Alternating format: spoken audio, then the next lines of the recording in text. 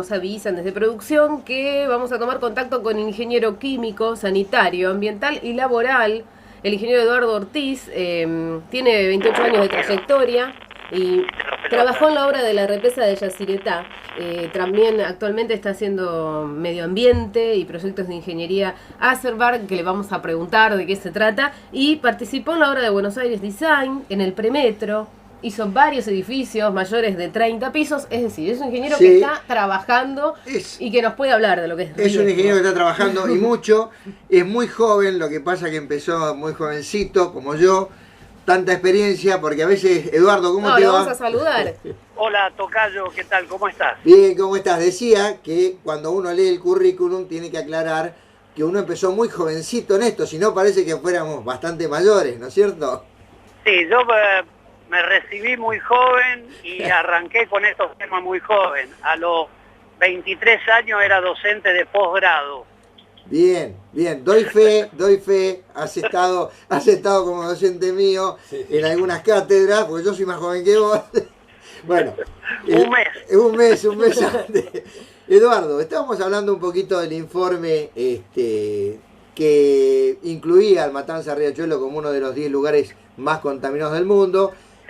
Y la previa de la conversación, yo comentaba que no parece muy serio, o por lo menos no está claro cuál es el objeto, tomando análisis que tienen 5 o 6 años como resultado de la contaminación, comparar un río, el Matanza Riachuelo, con Chernobyl, hablar muy genéricamente e incluir un listado de países del mundo, cuando en realidad se cotejaron seguramente algunos países, no nos parecía serio. Este era un poco el meollo de la cuestión.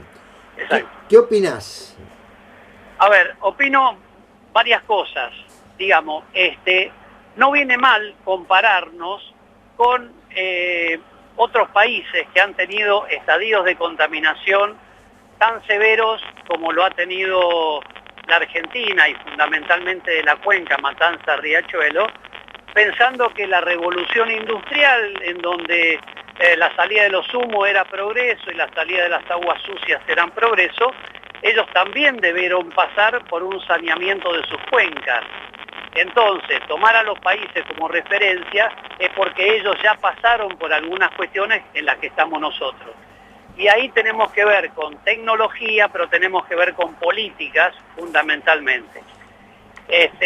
Bueno, hemos cortado la comunicación, tenemos un inconveniente técnico, vamos a seguir hablando. Sí, se cortó lamentablemente. Sí, vamos a ir hablando con Eduardo en un instante. Pero podemos seguir desarrollando algunos de los puntos del informe. Sin duda. Y por qué está en cuestión en el día de hoy. No podemos recibir así alegremente todos los rankings mundiales en los que aparecemos como los peores del mundo. Cuando se está trabajando en el asunto. No está todo logrado, pero se está trabajando. Así es. También tiene razón Eduardo que es importante compararnos con otros países para saber dónde estamos parados. Pero la diferencia, y además aprender su experiencia. La diferencia es que uno se compare a valores ciertos con otros países en determinadas condiciones, y decir, estamos mejor o peor partiendo de... Sí, no sé qué llegué a decir porque no sé cuándo se cortó. Estaba hablando que no es malo compararse. No, es cierto. Eso lo habíamos escuchado, estuvimos inclusive reforzando que es importante compararse, pero teniendo parámetros ciertos para que sea válida esa comparación, ¿no es cierto? Y esa comparación, ¿por qué es válida? Porque hay que ver, digamos, el esfuerzo, el tiempo, el dinero y la política, digamos, que tiene que estar detrás de esto para llegar a buen puerto. Porque si no, digamos, quedamos en un estadio en que no se termina nunca. Yendo específicamente a lo nuestro, en realidad se ha avanzado en los últimos 20, 30 años, se ha avanzado bastante en algunas cuestiones y muy pocas en otras. En lo que la descontaminación, para llamar de alguna manera a los cursos de la cuenca, podemos decir que desde el punto de vista industrial se ha mejorado mucho todos los sistemas de tratamiento de las plantas que vertían sus desagües contaminados a los cursos superficiales, bastante.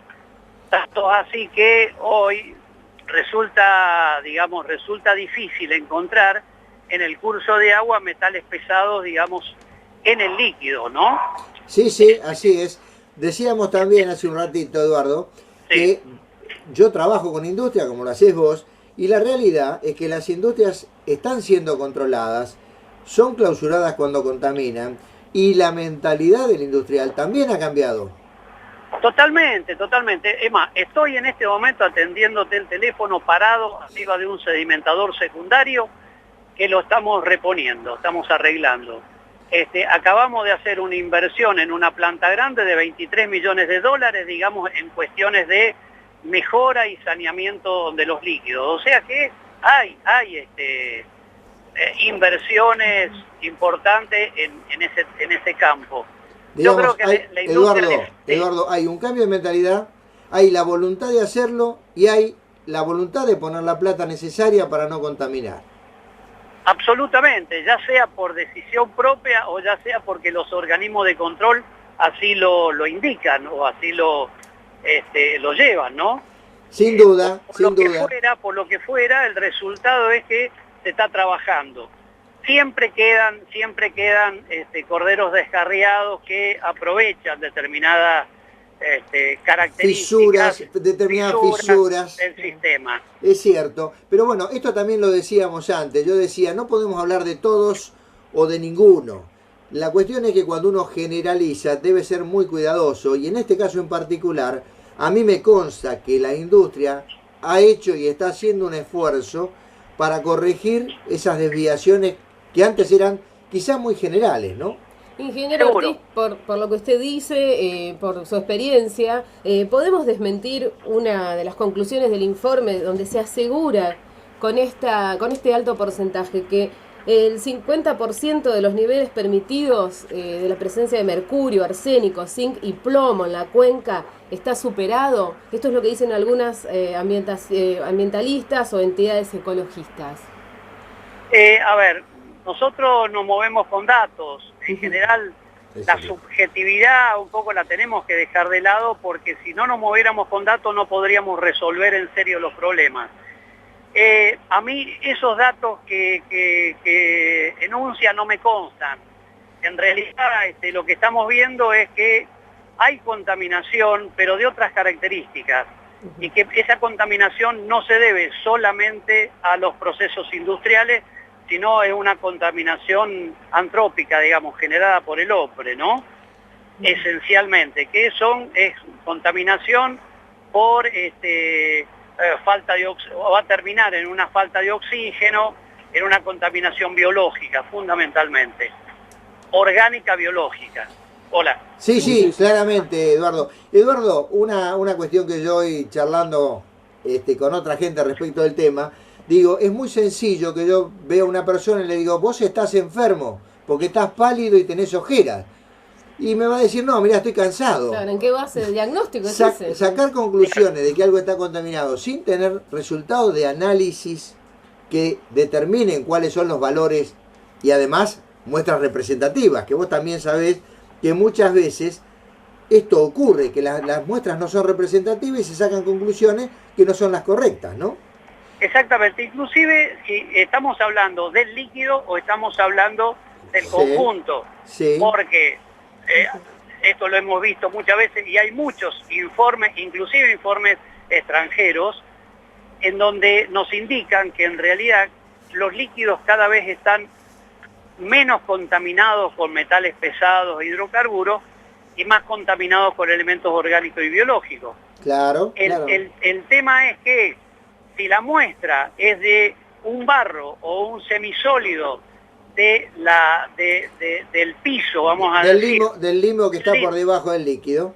Exactamente, vamos a encontrar metales pesados, pero que los venimos acumulando desde 1860, 70, cuando se estableció la industria en el país.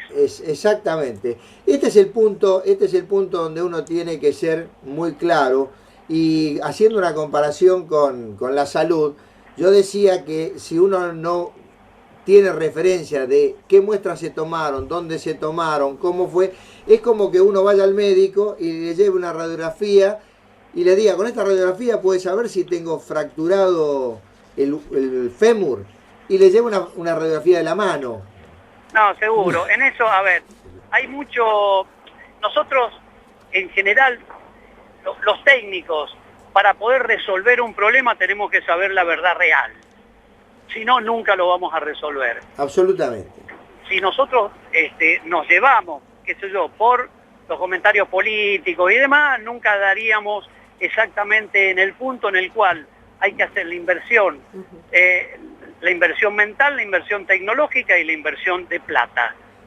Entonces, la malgastaríamos. Podemos hablar sobre lo seguro, que es que se está invirtiendo, que hay reconversión industrial, que se han inspeccionado las industrias contaminantes y también que hay unidades de medición instaladas como para poder tomar estos parámetros con datos reales, ¿no es cierto? Y luego compararlos. No, seguro. Lo que sí falla es el sistema de comunicación. No es una base de datos disponible por la cual uno pueda verificar, ¿no es cierto?, cómo se hacen los estudios, seguirle la trazabilidad, ver la confiabilidad de los mismos. Entonces, cuando se esconden cifras, da lugar a que uno suponga, ¿no es cierto?, aquello que le conviene suponer. Exactamente, que se utilicen esta falta de información como para llevar agua para su molino, decía mi abuela, ¿no? Exactamente, sí. Yo creo que lo que hay que hablar ahora, y cuando hablamos con propiedad, es de todo el saneamiento de la cuenca, que es otra cosa diferente que la limpieza del agua, simplemente. Absolutamente, ese es un tema que va a dar para que lo desarrollemos en algún momento, la diferencia que hay entre el curso, el agua, y la cuenca, que es mucho más allá de las márgenes, ¿no es cierto?